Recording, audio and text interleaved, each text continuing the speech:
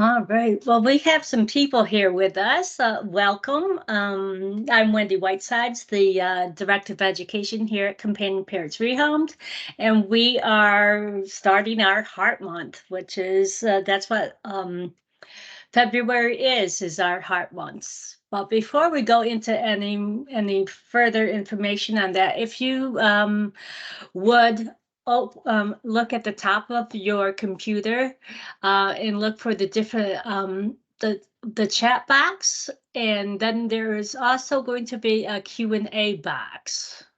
Yeah, right there. So if you can all open up your chat box right now and tell me where you're from, and so that we have a general idea of the audience we're talking with. Okay, and I'll continue to let people in. Okay. We've got Toby from Durham and Jennifer from Durham. Excellent.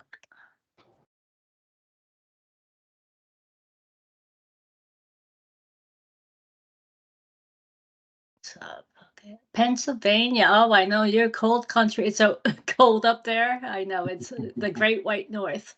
I'm originally from the Great White North. All right. So we will, if you have questions for Dr. Crean, you can put them in the Q&A. You can, and then you guys can do chat amongst yourselves in the chat box, and we'll monitor those too. Okay, yes, this is our trifecta. I've been trying to have had this in my head for a long time to do, is to, because I've been following Dr. Crean for a long time. He came first and foremost back in 2018, where he came and spoke with us and did 2 talks on Avian whole food nutrition. And then things that we all know that through everything in the parrot world evolves, okay? It changes. And so it's always a good idea to check in and redo some courses. And this Avian nutrition is the only way to go as far as our birds' health. Birds are a lot like us, okay? We are what we eat, so we want to feed the best things for our birds. Let me give you a little intro on Dr. Crean. He has a doctor's degree in education, a master's degree in biology with a specialization of zoo and aquarium science. Actually, all his accolades, I don't have enough time to go through them all. He works, he's the lead consultant for All Species Consulting. He's the biology facilitator and co-director in animal nutrition at St. Xavier's University. And he's the science contact developer at Howard Hughes Medical Institution. He's received a lot of accolades and awards, with his recent one in 2020 receiving from the NSTA Distinguished Teaching Award. He's a published author in many magazines, and he is a worldwide speaker. So I'm so thankful to have you here, Jason, to start off our first of the 2 webinars, Avian Raw Nutrition, and then next week we'll be doing the season in avian husbandry, and then we'll culminate with our Fun with Food workshop. So without further ado, I'm going to turn it over to Dr. Jason Crean. Thank you, Wendy, and thank you everybody for being here. This is a pretty comprehensive talk. It's the same talk I give when I'm invited to speak in veterinary schools on bird nutrition, because vets are not given really any nutrition education on bird nutrition. And so they talk a little bit about poultry and chickens, but that's about the extent of it. So this is the same talk I give when I talk to veterinary students. hopefully this is going to dispel some very common myths about bird nutrition. And before we got on, Wendy and I were talking that it's very common for people to say, oh, I heard this was toxic, or I heard this was bad, or I heard this was fatty, or, on and on and on. And as most of us know, the truth is somewhere in between. So hopefully I'll dispel some of that through this talk. I've been giving nutrition lectures for quite a while. It all started about 20-ish years ago with this bird here that you see on the screen. This is Cricket. Cricket was my first green araceli. I still breed these birds. And she had iron storage disease, which is common among all the toucans, but it's also common among lories and lorikeets, starlings, myna birds, things like that. But we're also seeing it in parrots a bit too now, which is probably because of the processed food that's enriched with iron. So thanks to Dr. Becker, who I've known and has been a colleague and friend of mine for over 25 years, we turned her around, and usually when they're diagnosed with iron storage disease, they pass within months. But this bird lasted 3.5 years past her diagnosis, thanks to Karen Becker, and a lot of it had to do with diet. We took her off of the quote unquote low iron pellets, and she had no reoccurrence. So that told us something about processed food, and that really started our journey in getting processed foods out of our bird diets and focusing on whole food. I teach animal nutrition to undergrads, mainly pre-veterinary students, pre-veterinary majors, so that we can give them some kind of education on animal nutrition before they get to vet school and are indoctrinated by the pet food companies who visit vet schools very, very, very, very often. I also started the Animal Nutrition Lab, which focuses on bird nutrition specifically at the university, where we're currently raising funds to continue that work. We're looking at a few different things right now in planning stages, particularly that of how whole food, fresh foods, benefit the microbiome. All of the gut bacteria and flora that lives in the GI tract that is really connected, as science has discovered more and more recently, connected to basically every system in the body. And if that microbiome, that gut biome, isn't happy, that's going to show in other systems, and then your bird's just surviving. Like I said, I currently breed green aracelis. This has been a focus of mine for a long time. The upper left corner is an araceli in its nest log. We use actual palm logs for them to nest in. They won't nest in anything else. And that's a hen. She's got the brown head. Males have a black head, and she is very aggressive when I go near her. When I go near her log, so I have to be careful. But that's just an example of a chick on the upper right. That chick's about 3 weeks old.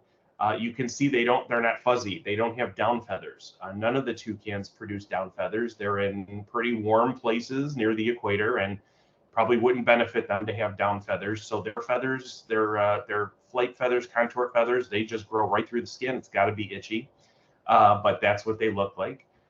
And then this is a 8-week-old chick who's weaned and eating on her own now and ready to go. You can see her color is pretty drab. That will develop over the first year of life. But you can see we offer a highly diverse diet. We offer, our toucans get at least 12 different fruits per day, along with some mealworms, occasional microgreens now and then. Those are rich in iron, so we have to be careful with those. So we only offer those now and then, particularly when they're breeding. When they have chicks, they will gut load their chicks with greens. And we did this through observation by watching them peel palm fronds from plants outside of their aviary, and then their chicks would poop them out when we would pull them for hand rearing.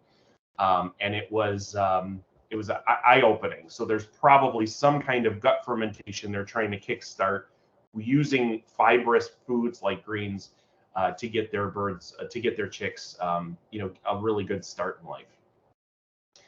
This is Sirius, my black palm cockatoo. He was given to me by a breeder who noticed that his beak was a little bit off. Sometimes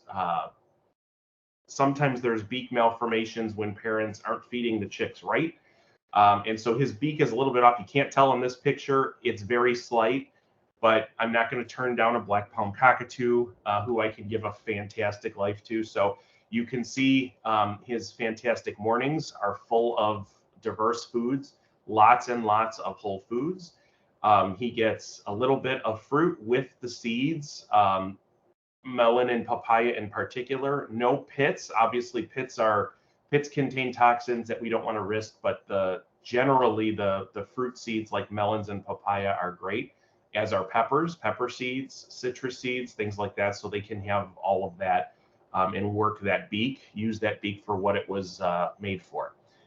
He gets a lot of leafy green, microgreens, soaked and sprouted items as well every morning. And then later in the day, he'll get some seeds and nuts and some dried items, freeze-dried or dehydrated fruit and veg as well. So this is my aviary. It looks like a pool, but when you look beyond that, that is the aviary. We just added onto the pool area. And in the aviary, I have currently 27 species. We have waxbills, fruit doves. These are some fruit doves who are waiting by the door. They're waiting by the door every morning. They descend upon me before I even put the food bowls down because they want to get all the blueberries before everybody else does. But this is basically what I'm feeding in a given day. There's several different feeders in the aviaries that I use so that there's no competition between the birds. We give a lot of fruit because I have a lot of frugivores out there, like the fruit doves and different types of tanagers, for example. They get soaked and sprouted items. They get greens and microgreens. I chop Brussels sprouts, great omega-3 source as far as leafy greens go, etc. And then all these little squiggly things are mealworms. I go through about 20,000 mealworms every 3 weeks. So I go through a lot of worms with the birds. And all birds, parrots and otherwise, they all get access to mealworms regularly. But I have things like triangular spotted pigeons from Australia, red bishop weavers from Africa, spotted tanagers from Central and South America, Sulawesi ground doves, fruit doves, like this pink-headed fruit dove, those are from Indonesia. Strawberry finches, they sometimes call these red abadavits. Australian finches like owl finches, tanagers of a few different types, like this blue-gray, and these are paradise tanagers, green-winged doves, red-crested cardinals. So I'm feeding a wide variety of birds. So I want the most diverse diet so that they can satisfy their needs. One of the species I also breed are Sierra parakeets. These are not common in aviculture. These are pretty rare. They're the closest living relative that you would probably know of is the linealated parakeet, but they've been reclassified into a separate genus now.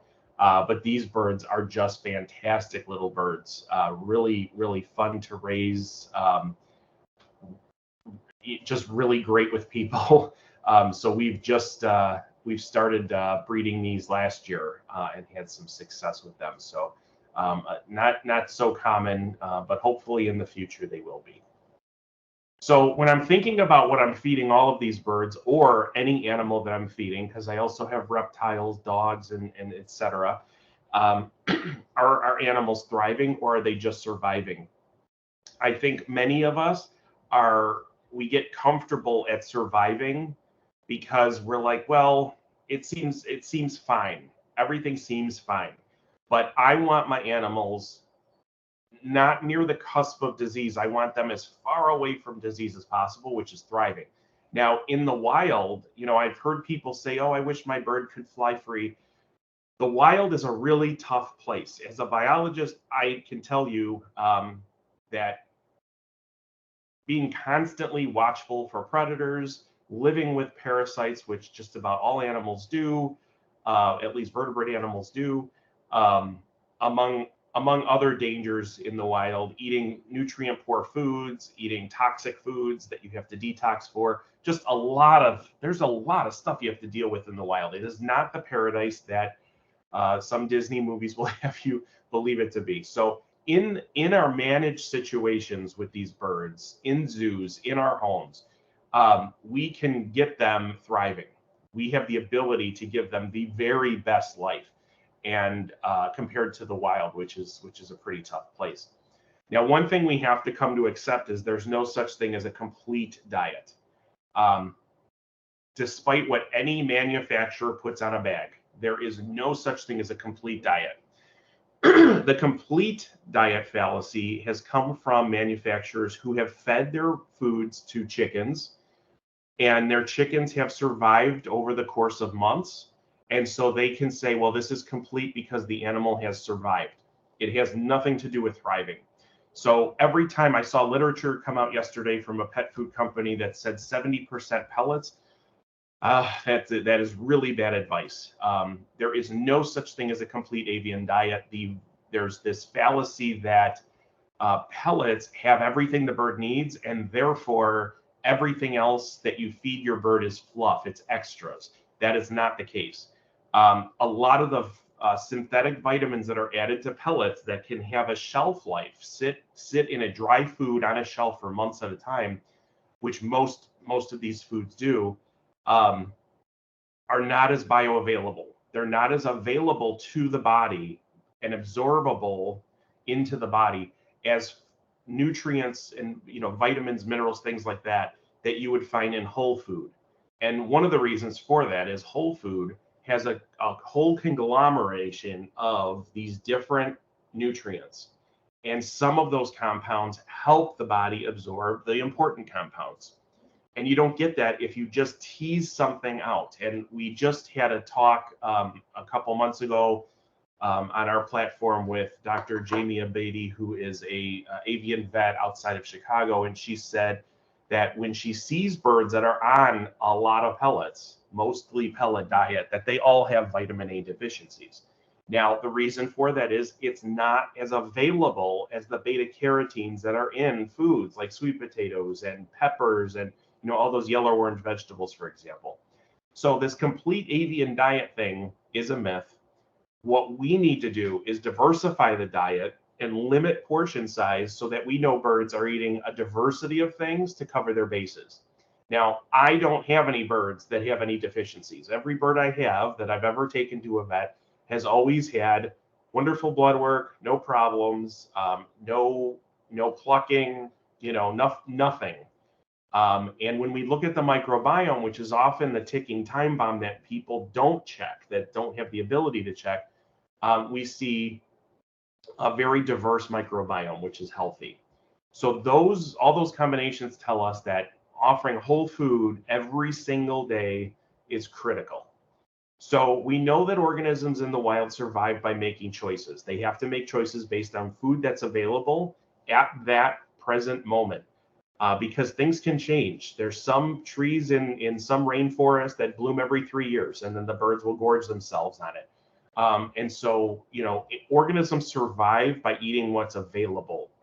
And like I said, that can change. Diversity is important so that animals can make the choices based on what they need, but we don't want them picking out just their favorite foods and then walking away and leaving everything else, which is where portion size comes in, and I'll talk about that later. Birds make a lot of their choices based on how they see the world, not how we see the world. They see the world in a lot more color. They see UV light reflectance off of fruits, for example, so they can tell if they're ripe or not. So when you're purchasing things, they're seeing them differently. This goes for that super colorful toy you purchased. They may see it in a different way. But we cannot replicate their wild diets. We're trying. I'm formulating mixes that actually have foods directly from South America, Indonesia, where these nuts, for example, that birds don't readily get here in the States, but we can offer those when we bring them in directly. And I'll talk more about that later as well. But micromanaging is not the answer. We've had some people who have put like the foods that they're offering into a spreadsheet to show that their birds are getting everything they need. We need to calm down. We need to make this less work and more enjoyable. And you can feed your birds and enjoy it without having to constantly worry about whether your bird's getting what it needs. Particularly vitamins and minerals. Vitamins and minerals are known as micronutrients because birds, the animals in general, need very, very little small amounts. So it's easy to get the vitamins and minerals birds need into them when they're feeding, when you're feeding a diverse whole food diet. So these birds were at a very large zoo, and the zoo had contacted me because their feather quality looks terrible, as you can see. One of them barely has a tail, and they just didn't look right. And if this is the case, you can imagine something else is going wrong. So I look at the environment first, and I notice there's a nest box. I asked them if they're breeding these birds, and no, these are sibling birds. The nest box was in there from the animals that were previously in the exhibit. So that had to come out because that was instigating hormonal behavior. We noticed that pretty readily. Birds should not sleep inside of anything unless they're breeding. Birds sleep on a perch with their feet and legs locked into place as nature intended. That is the best thing for their foot health, leg health, posture, and everything. It looks cute when you put, when the bird is climbing into a little tent, but it's not healthy for them. So it stimulates hormonal behavior, among other things. So we take out any kind of nest, anything that they would perceive as a nest. The lighting was poor. None of their enrichment objects were touched. None of their toys were being used. But then I looked at the diet, and the diet was almost entirely pellets. And they thought they would diverse the diet by offering a different pellet every day. And this is the result. They would give them one fresh food item per day. One of the days it was onions, which is not ideal, obviously, for parrots. So we talked to them about giving them some kind of fat. They have to have some kind of fat. Now, these are golden conures. Golden conures are basically macaws, very, very closely related. We know they live on high-fat diets because they have a really high metabolism. Even if they're resting, it's still really high. Their heart hums. So we want to make sure that we're giving them some kind of healthy fats. So whether that takes the form of seeds or some kind of nuts, oils, things like that, whatever it may be, would be beneficial. And within about 6 months of adding those to the diet, the birds completely turned around. So it is whole food to the rescue. And it's not just about birds. We've become accustomed to seeing dogs like this, and we say, oh, he's 11 years old, he's really old. That's not old. These dogs should be living much longer. I have a 16-year-old dog who runs around like a puppy because he is on a raw meat-based diet that is formulated specifically for dogs and gives them what they need, and not processed, not cooked. And we see huge differences in the fosters that we've taken in, where their health problems disappear in a matter of weeks after putting them on a biologically appropriate raw food diet. And so we need to get less accustomed to thinking this is the norm, because this should not be the norm. With cats, we see the same thing. Oh, they have to be on a low protein diet because their kidneys are failing. That's because of years on processed food. It has damaged the kidneys. No cat, which is an obligate carnivore, should be on a low protein diet. That's ridiculous. So we have to unthink and unlearn some of the things that we've gotten accustomed to. And it goes for reptiles too. This is Dr. Becker with one of my tortoises up at the top left. You can see the shell is smooth, just like these down here. All right, very, very little bumps. But this is a tortoise that was on tortoise pellets, and no fresh foods, no grasses, no leafy greens, none of that. just on a pellet. And you can see how malformed that shell is. We call this pyramiding, where the protein is just not formed properly and forms these little pyramids on the shell. This tortoise has a malformed backbone because the shell itself is fused to the backbone. And that's a result of feeding nothing but processed foods. Small animals like hedgehogs are very common. They almost all die of oral cancer because most of them are fed dry cat food. When we put, and the average age is 5 years old for a hedgehog. Ours have lived up till 10 years old in our education program because we feed them live bugs and freeze-dried raw foods, for example, so that they're not eating processed food, heat processed. Rabbits and guinea pigs often die. People don't know why, because they're not usually getting necropsies, but often riddled with tumors in their organs because they're given nothing but pellets and not any of this healthy, raw, whole fiber from these veggies. And that's really, really critically important. I've been a zoo consultant for a long time, and these are some of the longest lived animals. This is Adrian. Adrian was a tiger in Chicago, lived until she was 20, which is at least twice what wild tigers live in the wild. The one on the left here is an Amur leopard who was blind, but had a great quality of life all the way to the end. 25 years old, that's more than twice what they live in the wild. The penguin down here with the red wing band is Satan. Satan was 40, oldest Humboldt penguin ever to live in a zoo. And that's also a very long time, considering that they don't live that long in the wild. And then many of you have heard of Cookie Cockatoo from Chicago's Brookfield Zoo, who died in 2016 at age 82 at least. We don't know how old he was, but he was at the zoo since it opened in the 1930s, so we know he was at least 82.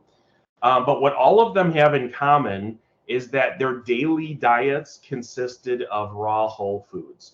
So meats, raw meats and bones, for example, for the big cats, fish and invertebrates for the penguins, seeds, nuts, fruits, and veggies for Cookie Cockatoo. So there's something to be said about raw food and longevity. So whole food macronutrients take on three forms: fats, carbs, and proteins. And when you see this picture, and if you want to throw just your initial thoughts in the chat, when you see this picture, what do you think? What comes to mind? And I'll just give you 30 seconds. Just throw some initial responses into the chat.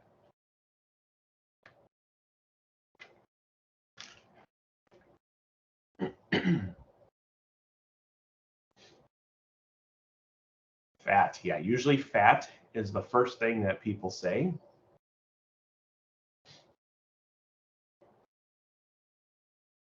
Yeah, fat is good for all animals. That's true. Animals need fat in their diet. Bad fat, okay.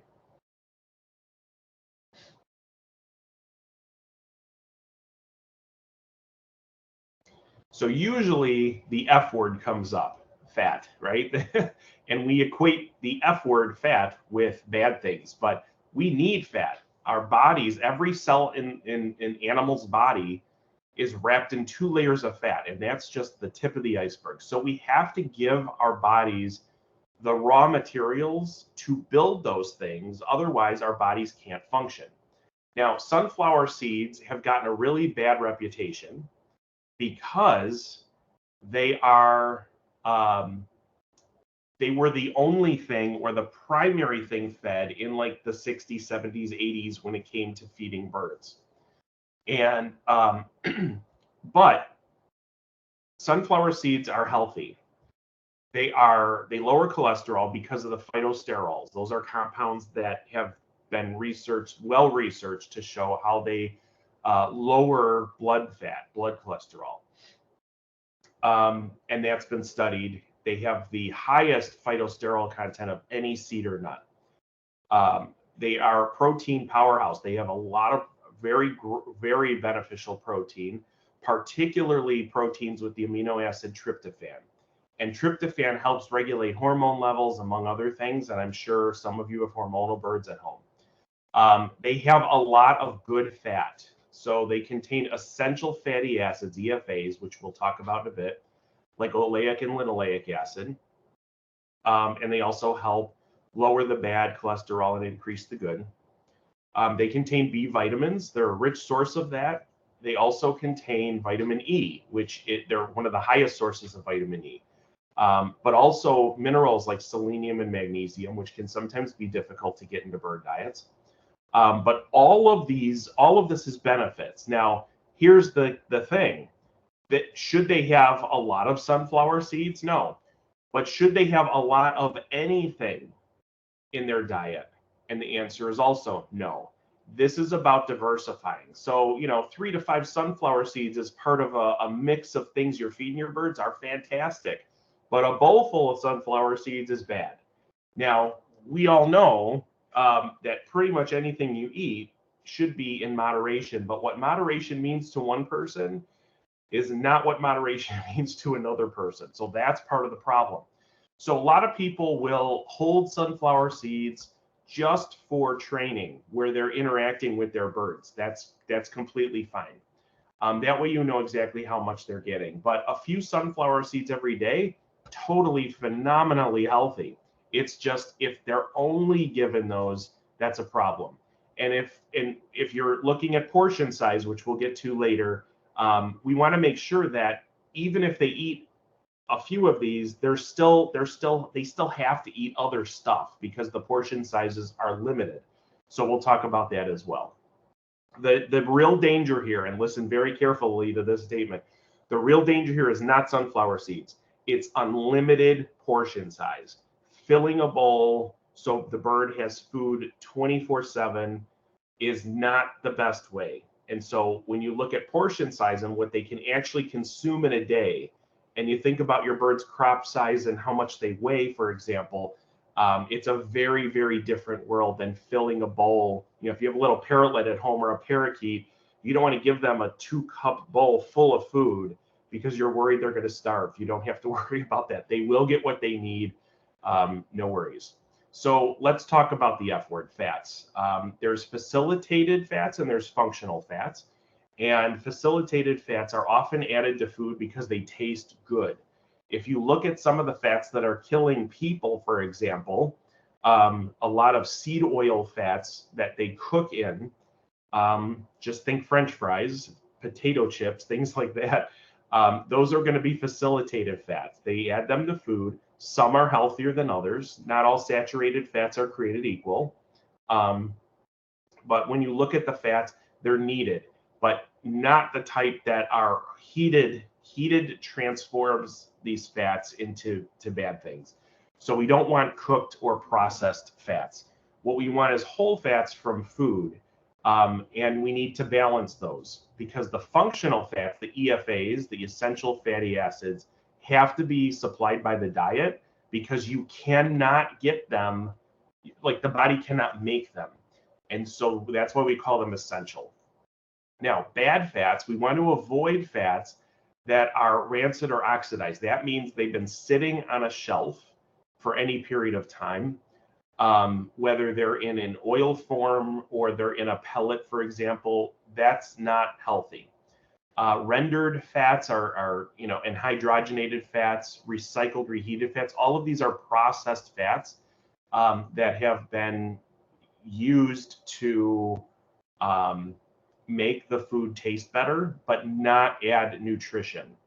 And so essential fatty acids, birds require a lot of these.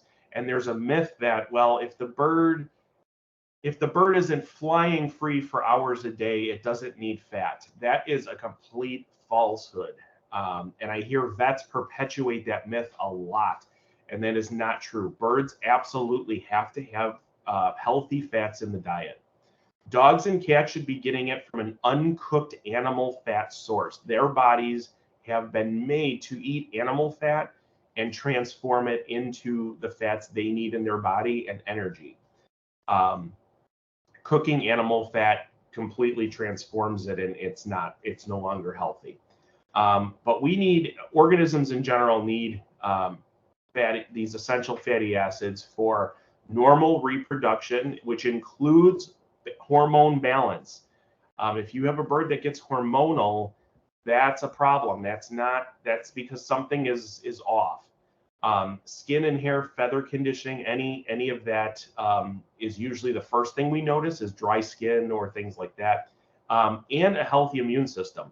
Healthy immune system means that if your animals have allergies, there's something going on in the body that is stimulating that immune response. And often, if we can give them healthy fat, that can limit the reactions that they have. These fats are also needed for absorption of fat-soluble vitamins, mainly A, D, E, and K. But we have to supply them in the diet because the body cannot make them. Now, the problem with essential fatty acids is that depending on the form you're purchasing them in, they are inactivated by heat, which means almost all pellets don't have any essential fatty acids that are useful, despite what they put on the label, because most pellets are heat treated, which means they're inactivating the healthy fats, leaving only the unhealthy fats. Light, so exposure to light or oxygen, over time these fats will break down. Any kind of processing, even shaking a bottle of oil can start the process of denaturation. They can start to break up and then they're not useful anymore. So the best place to get healthy essential fatty acids are seeds and nuts. So omega-3s are needed for healthy cell production, production of eicosanoids. Eicosanoids are basically the manager hormones in the cell that control how other hormones come and go.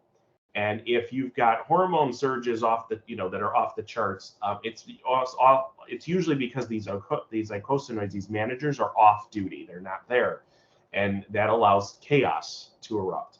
And like I said, the immune response, allergies, inflammation. I see not a day goes by where I don't see birds on Facebook or Instagram where there is inflammatory issues. It could be plucking, self-mutilation, arthritis, all kinds of things. But if we're giving our birds healthy fats, that helps incredibly to stave those problems off. If there's a deficiency in omega-3s, we see stunted growth. I see this really commonly with birds like Quaker parrots, blue and gold macaws, things like that, who have just a smaller body size than their counterparts.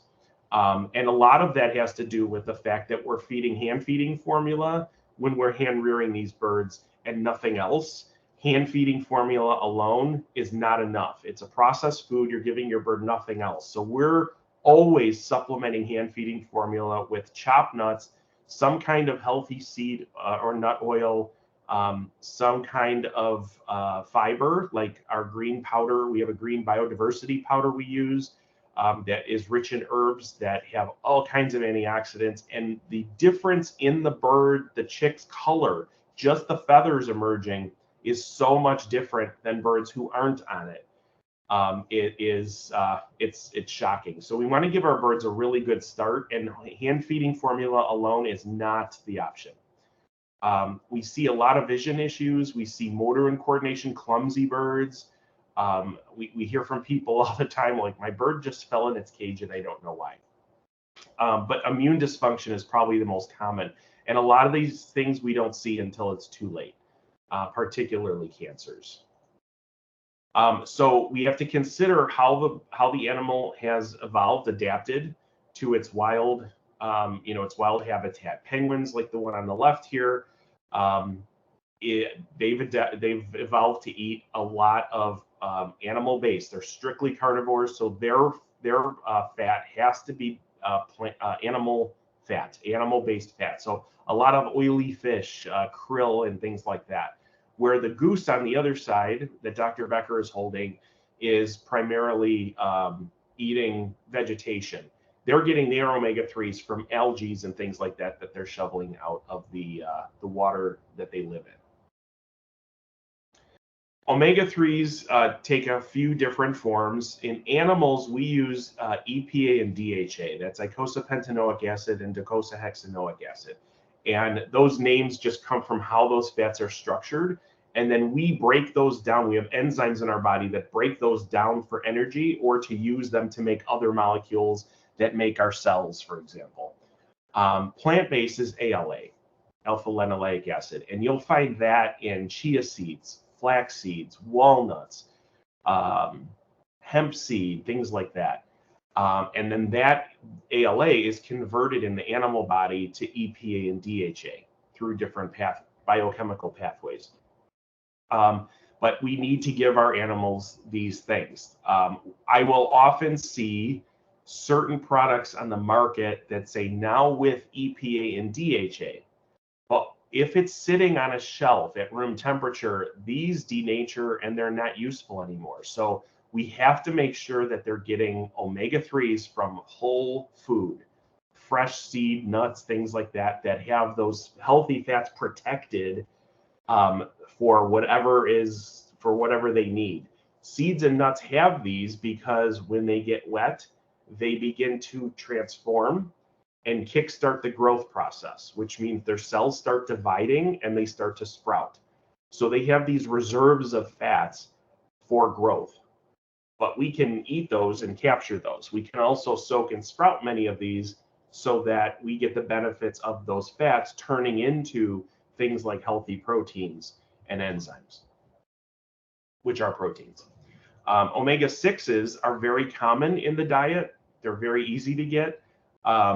But we need those, animals need those for healthy skin, healthy, strong feathers, hair, fur, whatever it may be, normal reproductive functioning, and proper organ function, particularly filtering organs like kidneys, liver, things like that, are dependent upon these healthy fats.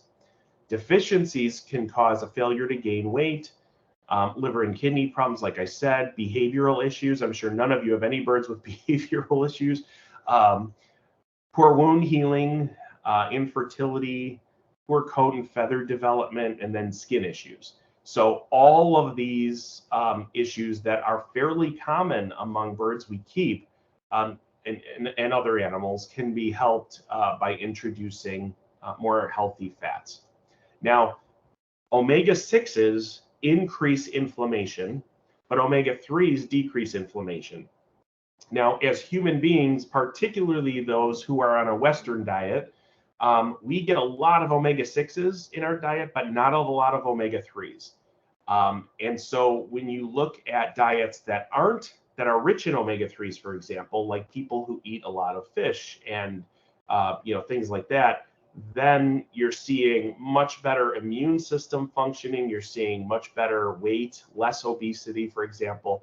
And this goes for birds too, any animal. So omega-3s decrease inflammation. Omega-6s increase inflammation. Now, inflammation is a normal immune response. We need inflammation, but we don't need inflammation all the time, which is what happens. And so, arthritis and joint pain, for example, chronic inflammatory issues like that, allergies, cancer, all kinds of different things can be a result of this increased inflammation all the time. So we need to give our animals omega-3 fatty acids so that we can help balance that. And those are only going to come in the form of certain seeds and nuts, for example, that have omega-3 fatty acids.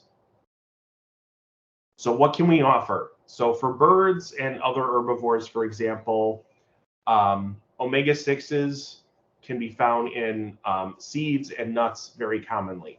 They're also found in soy, but I warn against soy because of the phytoestrogens and how the potential effects that we see that having on animals. Omega-3s you can get in Brazil nuts, pecans, walnuts, hazelnuts, pine nuts, for example. Walnuts are the best, hands down. A walnut a day keeps the vet away. So I would, even if you have a little bird, chop half a walnut, chop half a walnut up into smaller pieces and let them have at it. But walnuts are the best, followed by hazelnuts, which are filberts, pecans, pine nuts, and Brazil nuts. You'll notice almonds aren't here, and there's a reason for that. Almonds don't have omega-3 fatty acids. So even though almonds are okay to feed, they're not going to give you the omega-3s that are beneficial. So yes, a walnut a day can be really beneficial for any bird. Pumpkin seeds, particularly green pumpkin seeds, have lots of health benefits. Those are definitely useful, and can also be chopped.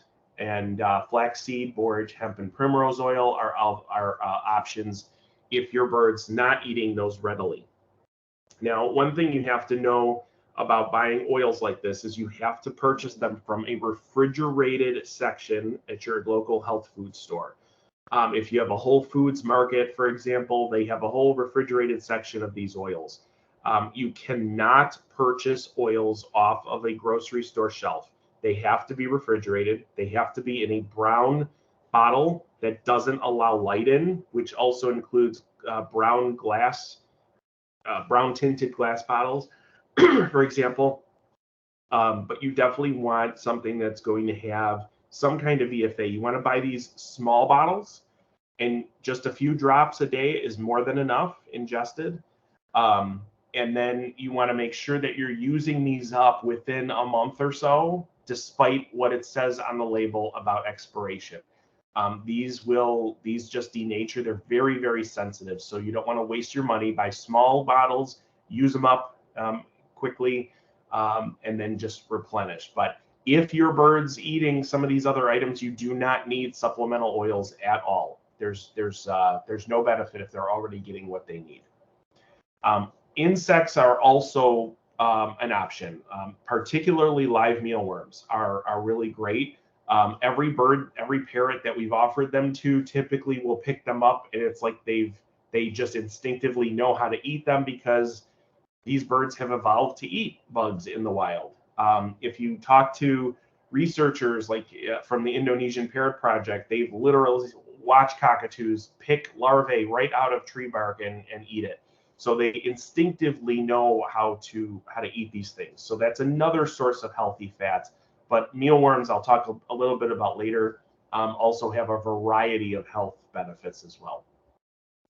So for carnivores like birds of prey, hawks, falcons, eagles, owls, or dogs and cats, for example, omega-6s are readily available in whole food diets. It's very easy to get omega-6s, but omega-3s are not present in poultry. So if you're feeding your dogs just exclusively chicken and or turkey, they're not getting omega-3s from poultry. So they do need some other kind of mammal meat. Beef, a little beef here and there will give you omega-3s. Beef is a health food, but once again, you shouldn't be eating it every day yourself. But for dogs and cats, they definitely need some omega-3s every week, and you can incorporate that using, by rotating the different meats that you're offering. Parrots need nuts. That's what their beaks are made for, eating, cracking things. So tree nuts in the shell for birds that can do that, or shelled. With even smaller birds, you can crack a walnut in half and leave it in there and let the bird work at getting some of that nut meat out of the shell. They're fun and they're healthy. They're low in saturated fats. They're cholesterol free. And they're also an excellent source of a lot of things. You have to keep in mind, seeds and nuts are made to have they're basically a storage facility for growth. So they have everything they need to kickstart growth. So they have starches and fats and proteins, all the things that they'll need to jumpstart growth, to turn into a tree, for example. And so all of that is just sitting there. It's a powerhouse of nutrients. It's just sitting there waiting to be consumed. Should they have a bunch of these every day? No, but they should be part of a daily diet. But they are rich in protein, lots of fiber, beneficial fiber, trace minerals, phytonutrients. If you've talked to people who have been on a weight loss program, and I'm one of those people, you can see the benefits that nuts have on weight loss. It's not the fat that's making animals' fat as much as it is the sugars, the excess sugars, especially processed sugars, that are causing the problem.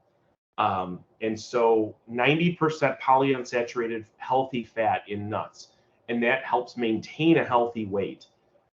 It doesn't make them fat. It helps them build what they need, particularly proteins, to give them a healthy muscle mass.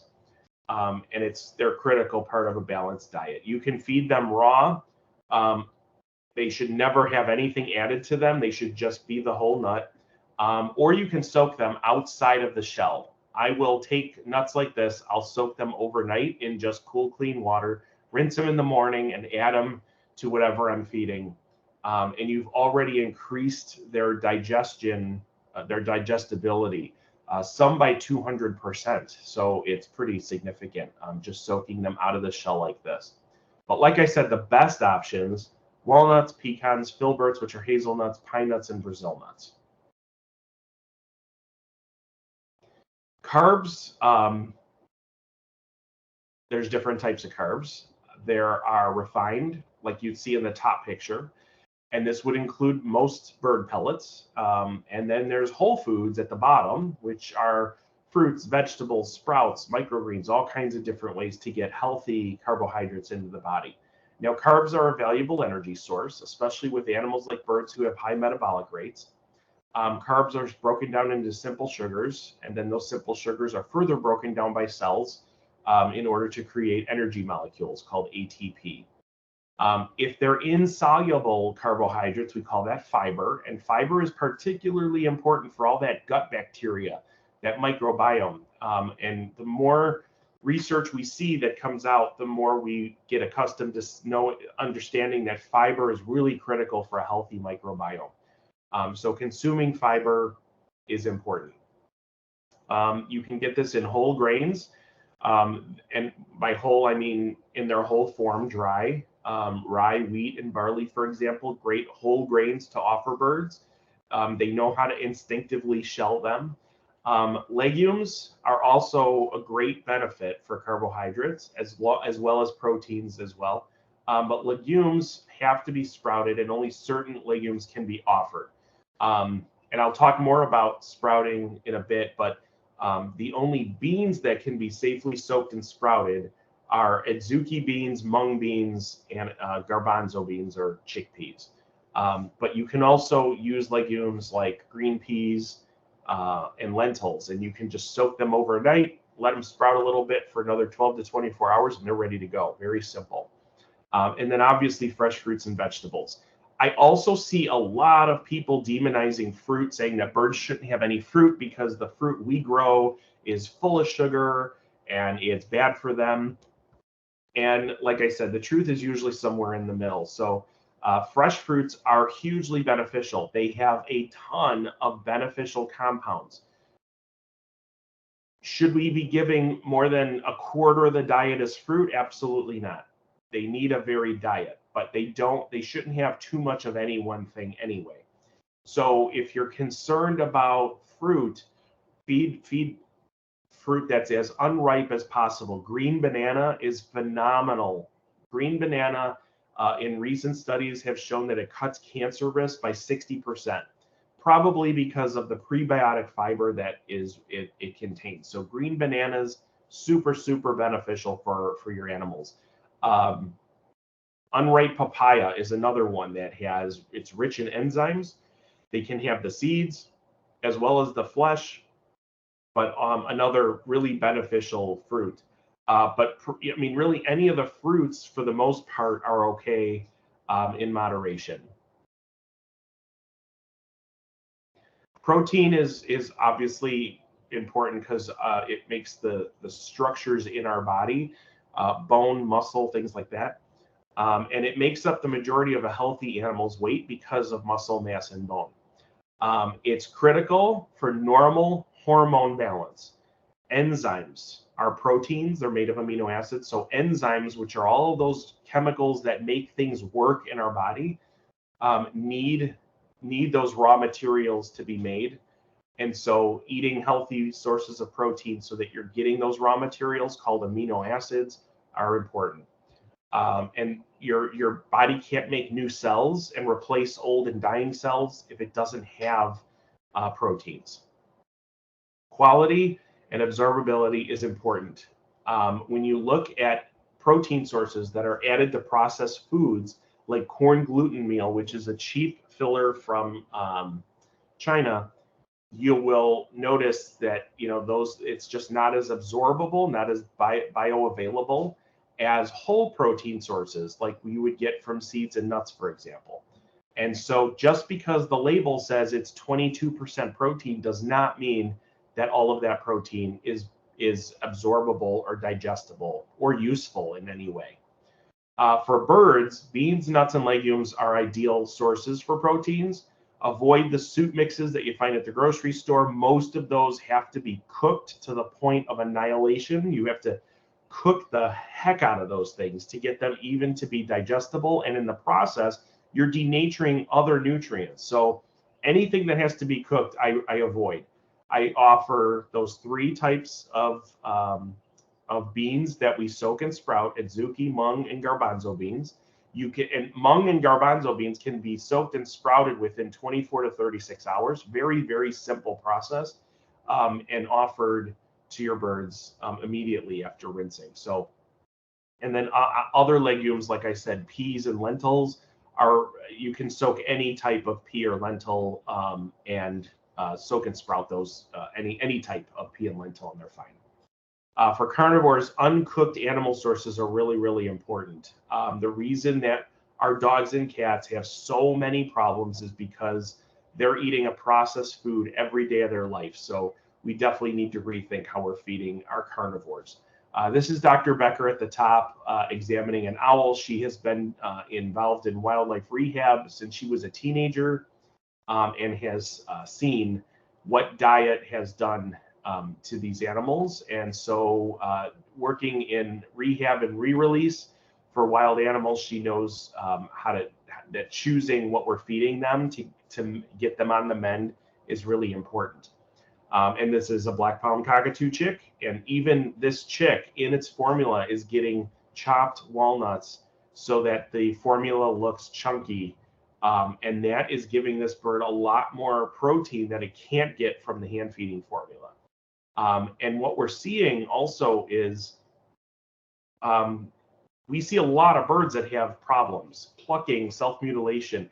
And I'm convinced that when you look at the human research, I'm convinced it's because of the lack of healthy protein sources and omega-3 fatty acids that we have birds, that it's so common to see birds that are plucking and self-mutilating.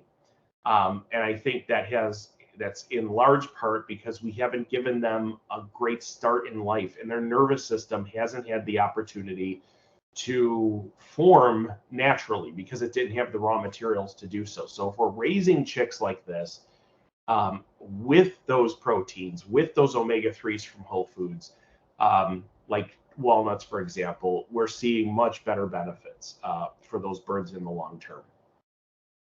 Like I said, mealworms are a great source for a lot of different things, but they have more fiber than most of the green vegetables that we feed. They have essential amino acids. They have B vitamins. They have choline for the liver, and birds need all the liver support they can get. They have more B12 than eggs do. And they have the protein content of beef. So there is a lot of benefits to offering just a few of these here and there to your birds, regardless of species. Another thing that has gotten a lot of controversy, and I'm not sure why, are edible mushrooms. Mushrooms that you would find at the grocery store that people eat all the time are totally fine for birds, and some of these are consumed by birds in the wild. Some of the woody, like reishi mushrooms, you will see birds with I just saw a video of macaws in the Caatinga, blue and gold macaws in South America, consuming mushrooms right off the side of a tree. And when you look at the research, I just had a talk with Dr. Evie Voltura, who did a sample across all the research that we have available for what parrots eat in the wild, and she's like, we see birds eat mushrooms in the wild. Why would they not be able to eat mushrooms? So if they are mushrooms that you would purchase, for food, there's a lot of benefit to that. Now, these mushrooms here, there's a lot of research that shows what these do for the nervous system, the immune system, how they provide healthy proteins, for example, lots and lots of different benefits for these things. And there's a ton of research to back that up. And when it comes to vitamin D, which, if you live places where you have a winter and you can't get your birds outside on a fairly regular basis, once a week, let's just say, for 15 to 20 minutes of sunlight exposure, this is an option, because mushrooms, if they're exposed to sunlight, even for 15 to 20 minutes at a time, they manufacture their own vitamin D, which your birds can then consume. Same thing with mealworms. If mealworms are left in the sun for 15 to 20 minutes, they start making vitamin D3, and then that can travel up the food chain by anything that eats them. So keeping in mind, vitamin D is a really difficult thing to get into a bird diet, particularly. These are some options. We freeze dry a few different types of mushrooms to offer to birds, and we include it in some of our freeze-dried mixes. I'll give you the website later if you're interested, but we're starting to grow our own as well, and expose them to sunlight so that birds can benefit from the vitamin D that's present.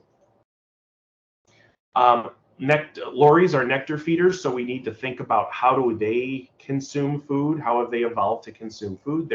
They have little raised papillae, raised taste buds that are specific for foraging in flowers. And so we grow flowers for them, edible flowers. These are some of our tortoises with a pile of carbohydrates, pile of greens, lots of greens and grasses, feeds that microbiome. Lemurs, I've done some work with lemurs. They're pollinators. They actually go for palm to palm in the wild, and you can see some of the pollen on their face from those structures on the plant. So we add flowers to their feed as well. This is the Chicago Nature Museum, who I've consulted with for a number of years, and we introduced birds into their butterfly haven and given them a variety of foods. And it's been really surprising that some of the birds eat things that we wouldn't normally suspect that they would eat. And their reproduction has shown us that it is exactly what they want and need, because some of these birds are not the easiest to produce. And even koalas in zoos are offered a variety of foods. Their diet is eucalyptus, but this zoo in particular was growing 7 types of eucalyptus. So every day they would get a different type of eucalyptus to keep the diet diverse, even for a specialist animal like a koala. So those are the basics on macronutrients: proteins, fats, and carbohydrates. Micronutrients are vitamins and minerals. They're also phytonutrients and enzymes. We have to stop thinking about foods as being, bad because they have one element that some people think is bad. Because fruit, for example, is really beneficial for all birds, but just not a ton of it. But when you look at fruit, fruit has different colors because there's different nutrients in there. And so we're really missing the boat if the birds aren't eating any fruits at all. Other ways to get those nutrients into birds are things like flowers, brewing different types of teas, which I'll talk about next week when I rejoin your platform then. So food sources are always going to be better when it comes to getting nutrients out of food. Particularly the vitamins and minerals, but also phytochemicals that are plant-based antioxidants. Antioxidants are chemicals that help clean up messes in the cells. So they're beneficial because if the mess is left in the cell, that leads to immune system problems. It leads to cancers. It leads to allergies. It leads to all kinds of things. So we want to offer as many different types of antioxidants as we can. Bioflavonoids are pigments that are antioxidants. And the first thing I think of is blueberries when I think of bioflavonoids. But if you look at, edible flowers, for example, great source of bioflavonoids. Most of the berries are rich in bioflavonoids, things like that. Absorbability has to be considered because if these things are processed, you lose a lot of the stuff. So cooking, heating, most of these things, heat-wise, just denatures all of these benefits. So just because it's there doesn't mean, or just because it was there in the food doesn't mean it's still there after it's been processed. So raw, going raw is really the best. The immune system can tell the difference when a food has been processed. I'll often hear from people that, oh, my dog's allergic to chicken. And often that's because it's allergic to processed chicken, heated chicken or cooked chicken. But when they consume raw chicken, often they're fine because that's what they're built for. They're built for raw meats and not for, cooked foods. And same thing can be said for birds. Offering soaked and sprouted beans instead of cooked beans, so much better. Every species has different requirements. Every bird in the rainforest in Brazil, for example, and you could have a variety of birds all living within the same square foot. Each of them has evolved a little bit differently to reduce competition between the species. And so, a Pyonis and a macaw who live together a lot of the time have evolved differently, but we don't know what some of those dietary differences are. So diversifying the diet so that we can catch all those differences is best. So diversity is really, really critical. Now, enzymes are proteins. And since they're proteins, they're made of amino acids. And enzymes help stuff happen in cells. It helps with digestion. It helps with different enzymes build new molecules for new cells, for example. So enzymes are really, really important. But the enzymes in food will disappear if the food is heated above 110 degrees. So even the slightest bit of heat can cause enzymes to fall apart. Sprouts are the richest known source of enzymes, and that's because enzymes are working to jumpstart growth so that the seed can become its own plant. So we want to capture that small window. And I will say all of these sprouts, for the most part, are too long. Most of the time, as soon as you see a little bud come out, it's time. And so usually sprouting takes 8 to 12 hours of soaking in water and then another 12 to 24 to just let them sprout a bit. But that's it. Usually that's all it takes. So it's very, very easy. You can do it with a variety of things. Getting a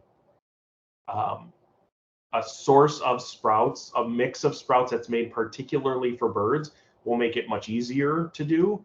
I use China Prairie, and we actually have that part of our product line right now where we have bundle boxes so that you can sprout and grow microgreens and everything right in your kitchen very, very easily. A lot of changing animal nutrition has to do with educating the owners.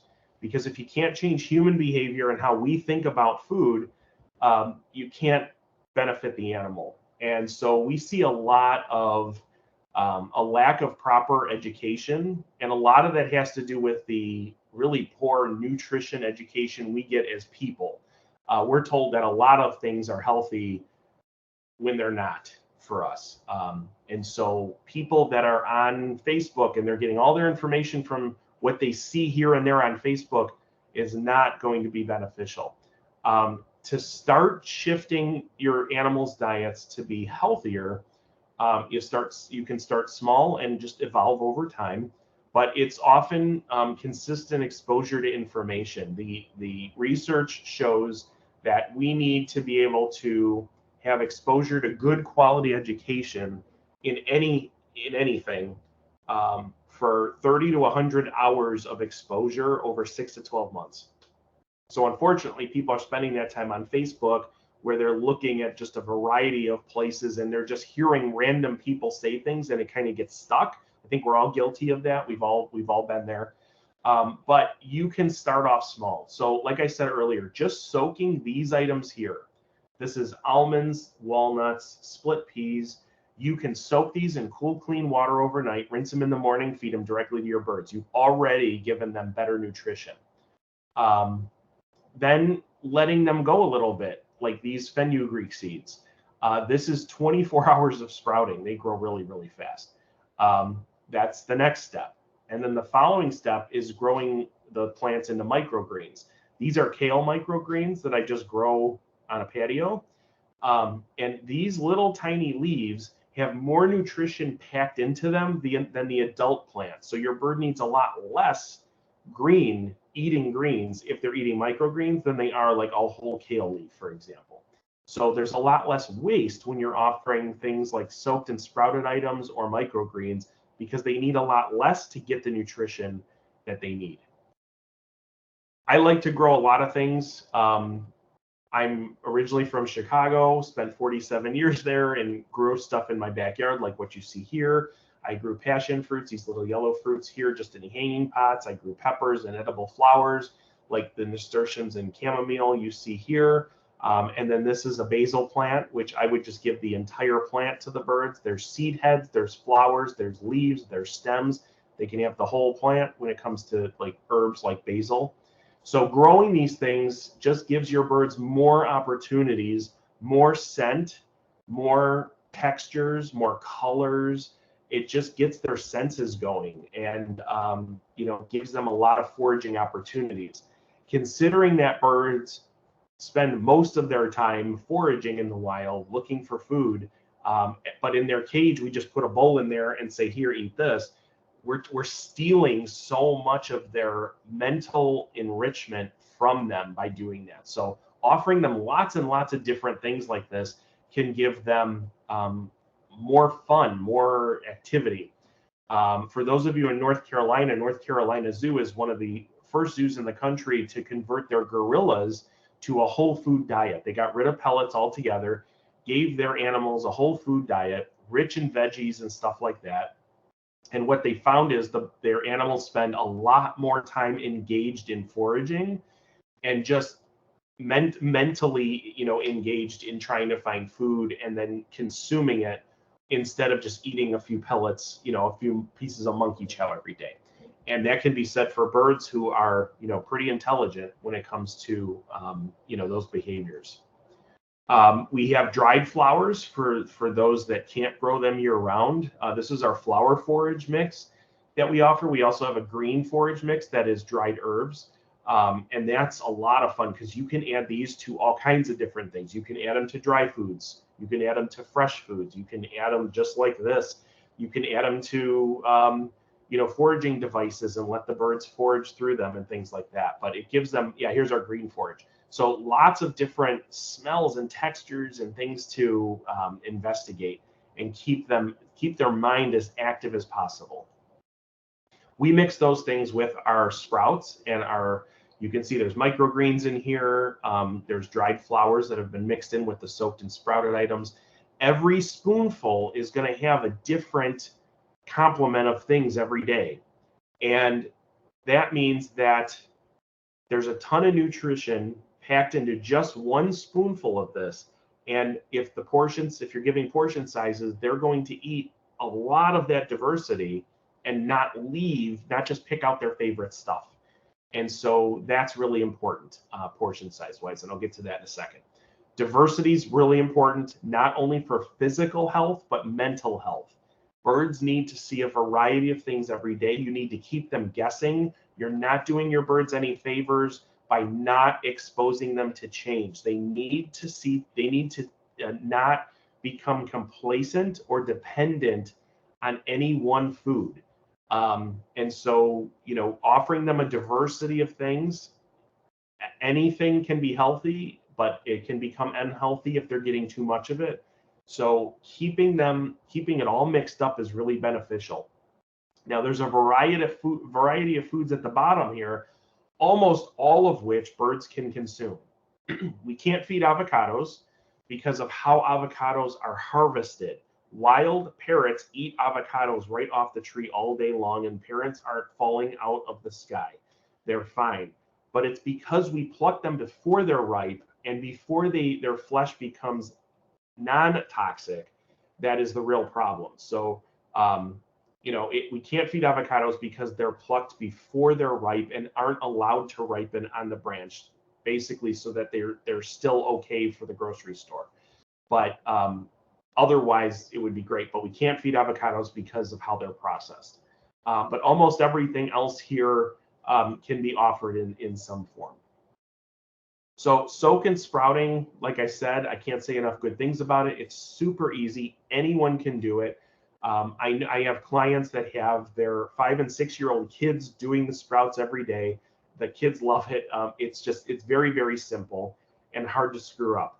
But offering a variety of these foods and then mixing it together into a beautiful food like this can give your birds what they need every day.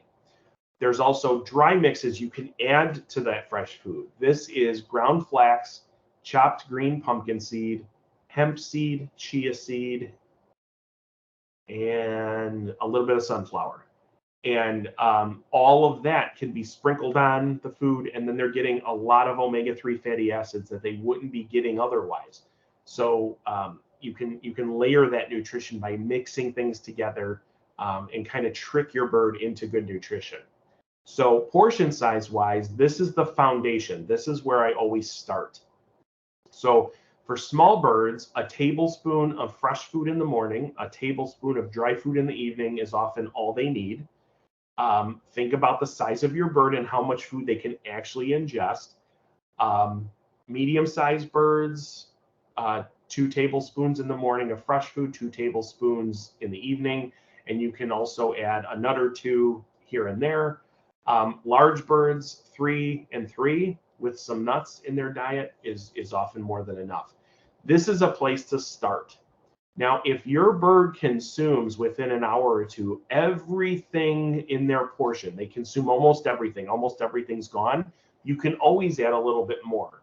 But you want to make sure that they are eating the diversity that you're offering, because 2 tablespoons of food for a parrotlet, a cockatiel, a parakeet is often like plenty of food for a bird of that size.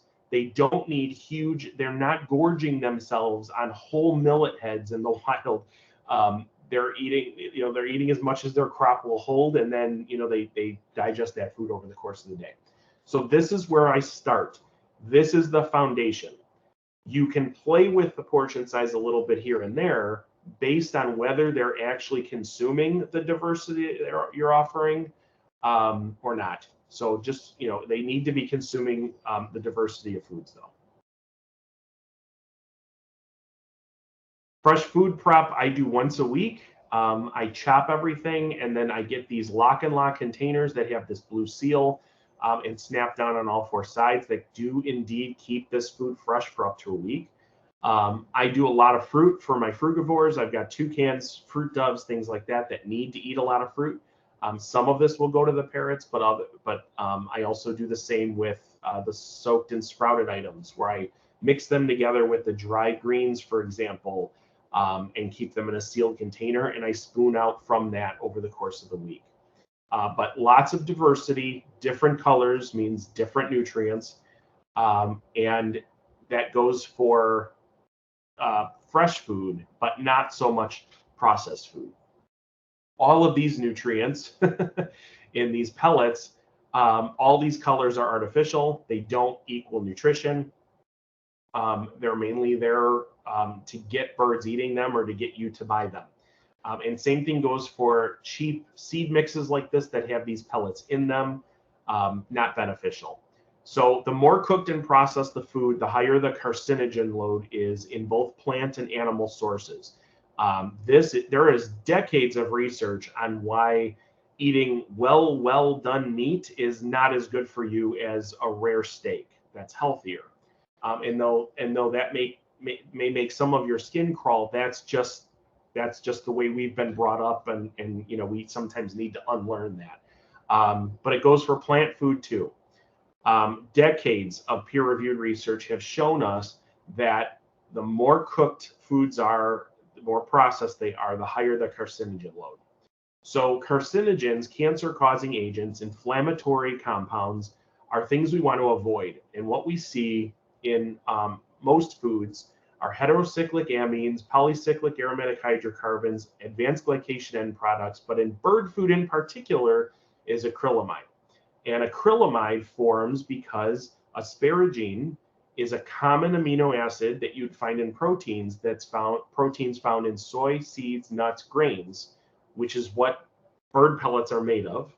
And when they're cooked at, heated at high temperatures, this asparagine transforms to acrylamide, which is a problem causer. And so we want to avoid that at all costs. It's the most common carcinogen in grain-based foods, especially those that are commercially processed. Heated meat, heated grain, heated legumes, nuts, etc., can have a significant amount of these carcinogens.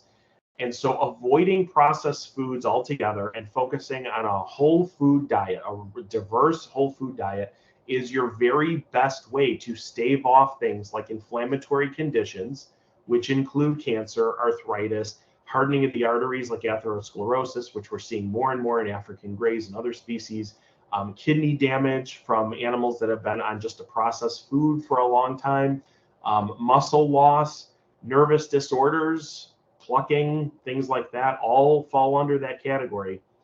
We can do better by giving them a diverse whole food diet. Mycotoxins are often the reason some people say, well, I like processed food because they heat it so that there's no mold. Well, mold, that's not true. Mycotoxins are still present in a lot of these processed foods because some of the fungus that grows spreads by spores, even through wildfires. So they need wildfires to spread their spores. So if fire is not getting rid of the mold, certainly not heating this food is doing it either. So these things are not inactivated by processing. So one of the reasons we avoid peanuts altogether is because there's a risk of aflatoxins from the mold, Aspergillus mold, that takes root in peanuts. And roasting peanuts does not get rid of that mold. So just avoid peanuts altogether. So what we need as far as nutrition goes, we need whole food that's raw. We need fresh food, clean food, unadulterated, unprocessed foods, and variety. What we don't need is added salt, fat, and sugar. And look at your labels, because you'll be very surprised to find that even really expensive high-end pellets will contain a base of high fats, like sunflowers and peanuts. And if there's sunflower and peanuts, particularly organic sunflowers and peanuts, that's not a food I would be feeding. Any kind of heated foods are processed foods. Dairy, birds don't need dairy. There's literally no reason to feed dairy, even if it's low lactose or no lactose. They just don't need the dairy. They can get everything they need from their plant-based foods or mealworms, for example. Additives, flavors, preservatives. We don't need any of this stuff. Pesticides, herbicides, fungicides. So we can do our absolute best to avoid all of this by offering whole food, whole raw foods. Washing them is always beneficial. I typically use a veggie wash that I soak everything in for about 10 minutes, and then I scrub. I just give everything a light scrub with a Scotch pad to loosen anything and rinse it real well. That usually does the trick. We can't escape all of the pesticides, herbicides, and fungicides being used even in organic foods. We cannot escape all of these, but we can limit them and detox. Support the liver to detox by incorporating tea into our daily regimen and things like that help detox the body. Now, how you get your birds feeding these is often presentation. So biologically appropriate foraging. What type of bird do you have? Do you have a cockatiel that is a ground forager, a grazer that's on the ground eating grasses and seeds and little bugs and stuff like that? Or are you looking at a canopy bird like a macaw that's going to hang upside down from branches to reach foods? So biologically appropriate foraging has to be considered. There's lots of ways to get that, but knowing your species' natural behaviors is pretty beneficial here. And there's lots of receptacles that we can use and sizing. Dicing into smaller pieces sometimes is a way to get birds eating better because we can mix foods with foods that they already eat to get them eating them. Sometimes shredding so that they can hold it in their foot and eat it because it's a long piece. Chunking into large chunks or just giving whole like you see on the skewer are ways to get animals eating better. I had a bird that wouldn't touch an apple, and as soon as I put the entire apple on a skewer and just threw it in his cage, he had a field day with it. So sometimes they need to see the outside of the fruit, for example, the vegetable, to approach it as food. So, different receptacles, like putting food into boxes like this on the bottom. Skewers, a stainless steel skewer will last the lifetime of your bird, and you can use it all the time. It's super easy to clean. These foraging devices that they sell also are ways to get your birds, eating well, and all of these can be washed and disinfected very easily. So the basics for you as a bird owner, there is no one size fits all diet. Ingredients and processing methods matter. We have to consider that what's on the label is not there when we buy the food. Dietary diversity is critical for not only physiological wellness, but mental wellness as well. Refer to reliable sources. My Facebook group is a great place to be because it's very focused, and all the information on there you can access. Follow Dr. Karen Becker. She's the most followed veterinarian online, over 2 million followers right now, because she really challenges the status quo. If you have a dog, you need to buy her book, the Forever Dog, and they have a sequel coming out with recipes called the Forever Dog Life. But the Forever Dog has it really helps you think about any animal you feed, because there's so many different options out there for offering a variety of whole foods to your animals. Goal setting via steps is often really beneficial, but you got to give your bird credit. You got to give your bird some time.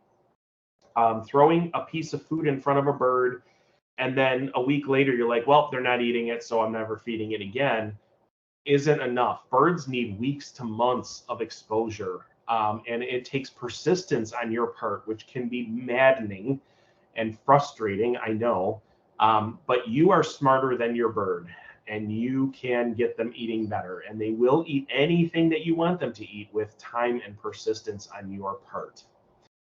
Like I said, this is my Facebook group. We're up to 21,000 members, and it's very focused, no drama, and you can search the group for a variety of topics you're interested in when it comes to feeding.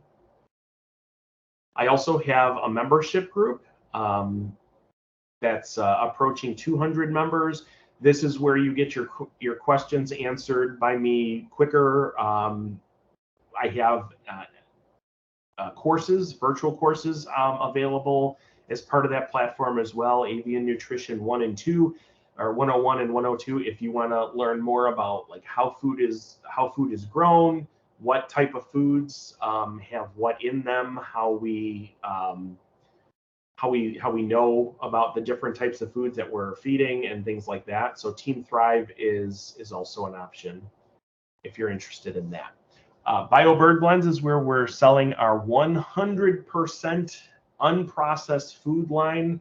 This includes the teas that I'll be talking about next week when I'm here. And I'm happy to take questions.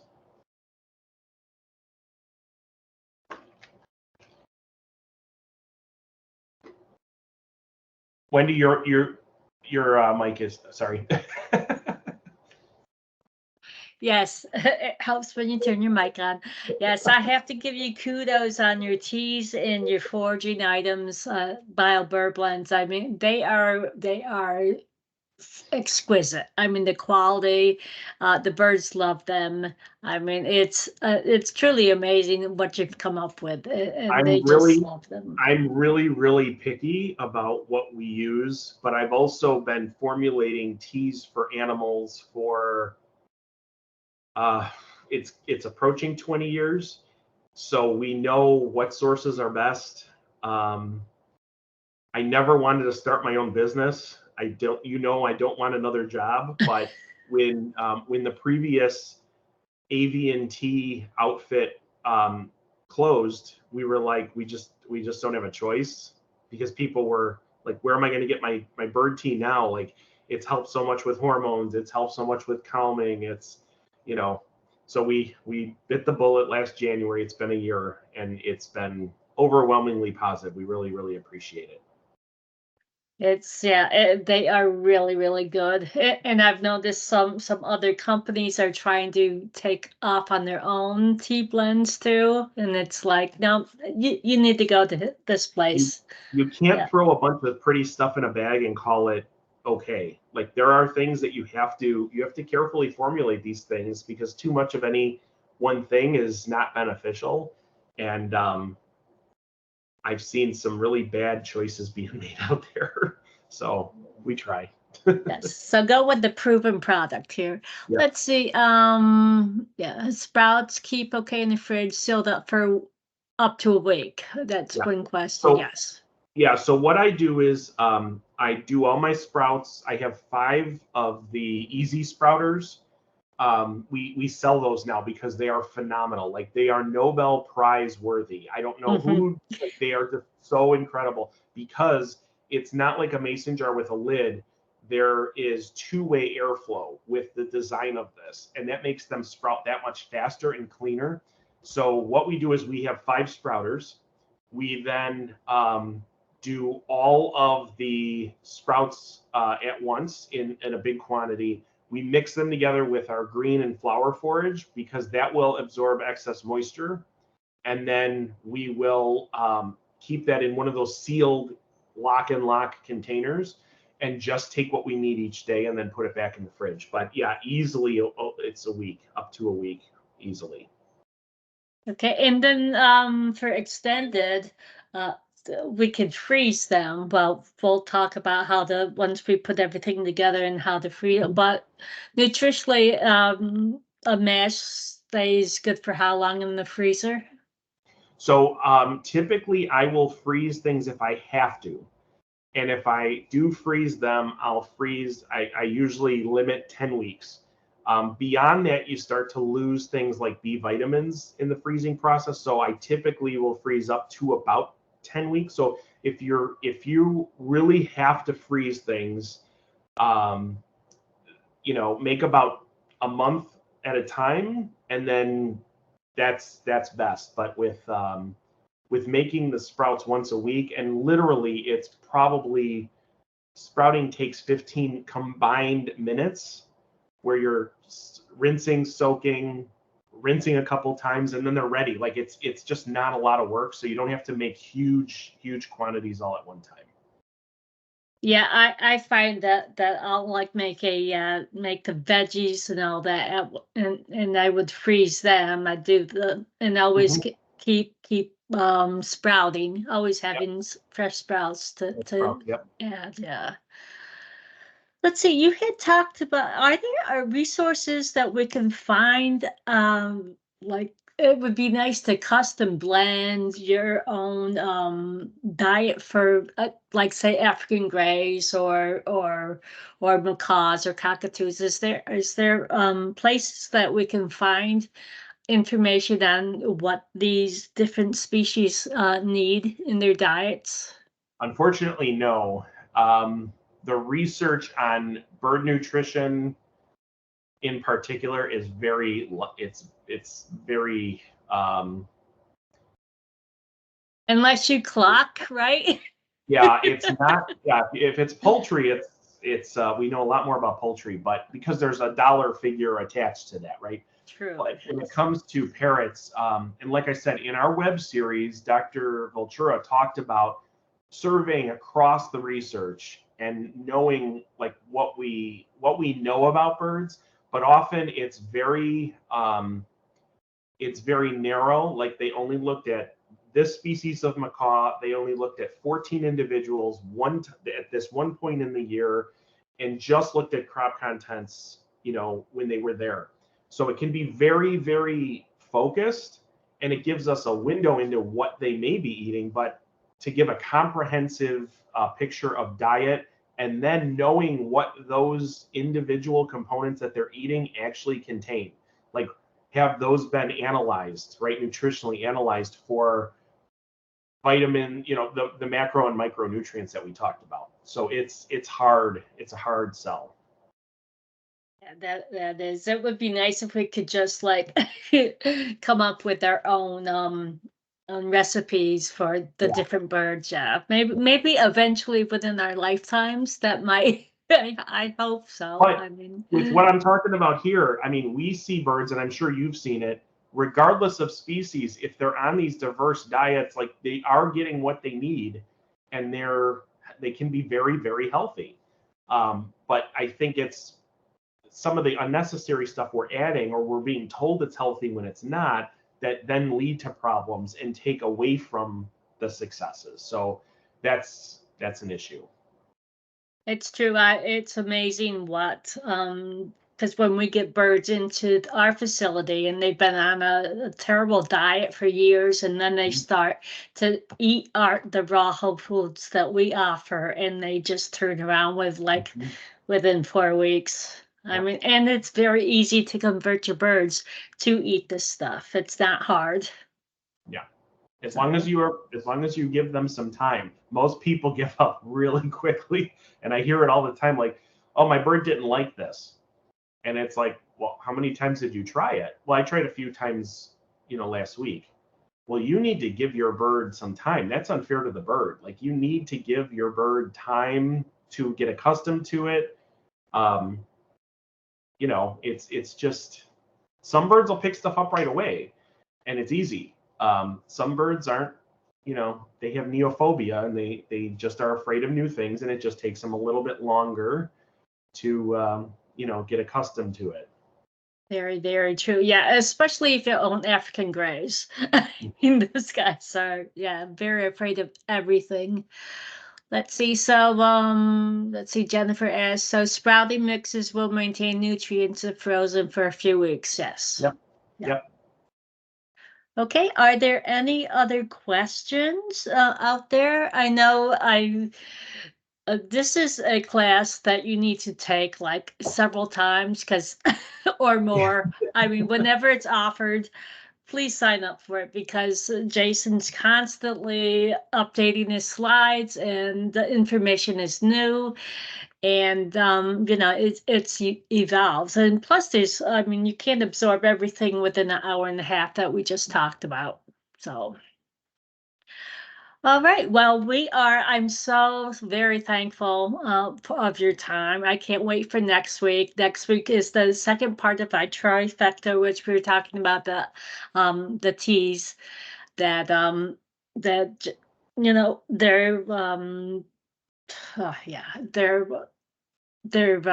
therapeutic effects and how they're how they're good for us and good for our birds, and we should just be enjoying them along with our feathered friends. I've gotten teased too. I love the little parrot teacup, which it's great. Yeah, and they love the teas too. You'd be amazed at how readily parrots do take to drinking Well, and teas. just animals in general. I just heard from a large accredited zoo down here in Florida, and they were like, we just tried this with our tamarins, our little shaggy monkeys, and she's like, they are sucking the bowl dry. Like, they love it. And it's like, well, when you think about what those animals are drinking in the wild, they're drinking tea. So I'll talk about that next week, because it really is it's capitalizing on natural behaviors.